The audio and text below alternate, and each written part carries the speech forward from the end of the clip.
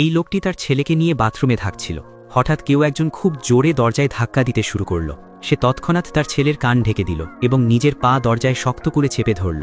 সে গত ৩ মাস ধরে ঘর ভাড়া দিতে পারেনি, তাই বাড়িওয়ালার হাত থেকে বাঁচতে বাথরুমে লুকিয়েছিল। অনেক চালান বা জরিমানা পরিশোধ না করায় তার গাড়িটিও বাজেয়াপ্ত করা হয়েছিল। আর এসব কিছু ঘটেছিল কারণ তার চাকরি চলে গিয়েছিল। প্রতিদিন সকালে সে চাকরির খোঁজে বেরোত।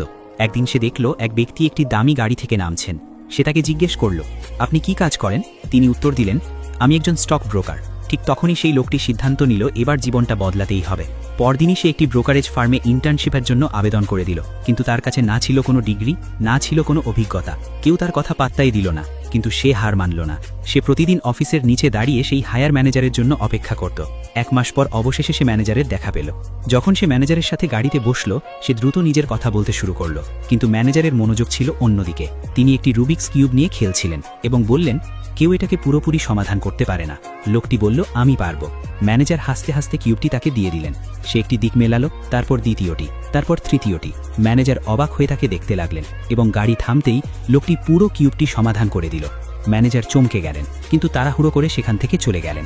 সেদিন সন্ধ্যায় বাড়িওয়ালা বললেন, অনেক হয়েছে, এবার বেরিয়ে যাও। লোকটি অনেক অনুনয় বিনয় করে আরও কিছুদিন সময় চাইল। তারপর প্রস্তাব দিল যে ভাড়ার বদলে সে দেওয়াল রং করে দেবে। বাড়িওয়ালা রাজি হলেন। তখনই একটি সুখবর এলো। ব্রোকারেজ ম্যানেজার তাকে সকালে ইন্টারভিউয়ের জন্য ডেকেছেন। কিন্তু রাতে যখন সে দেওয়াল রং করছিল, পুলিশ দরজায় কড়া নাড়ল।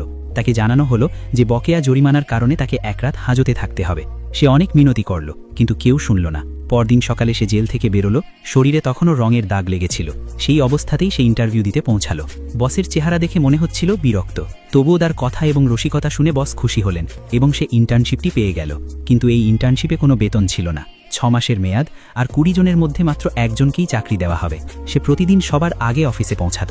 বসের প্রতিটি কথা মনোযোগ দিয়ে নোট করত। এক মুহূর্তও নষ্ট করত না। এমনকি অফিস চলাকালীন সে পানি পর্যন্ত পান করত না, যাতে বাথরুমে যাওয়ার জন্য সময় নষ্ট না হয় এবং একটি ফোন কলও মিস না হয়। একটি কল শেষ হওয়া মাত্রই সে পরেরটি ডায়াল করত। সে নিজেকে পুরোপুরি কাজের মধ্যে ডুবিয়ে দিয়েছিল।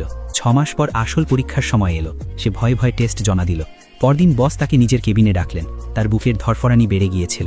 তারপর বস জিজ্ঞেস করলেন, তুমি কি আমাদের দলের একজন সদস্য হতে চাও? তার চোখে জল চলে এলো। সে বলল, হ্যাঁ। এত কিছু সহ্য করার পর এই মুহূর্তটি তার কাছে স্বপ্নের মতো ছিল। আপনিও যদি কোনো কঠিন পরিস্থিতির মধ্যে দিয়ে যাচ্ছেন, তবে হার মানবেন না। হয়তো সাফল্য আপনার জন্যই অপেক্ষা করছে।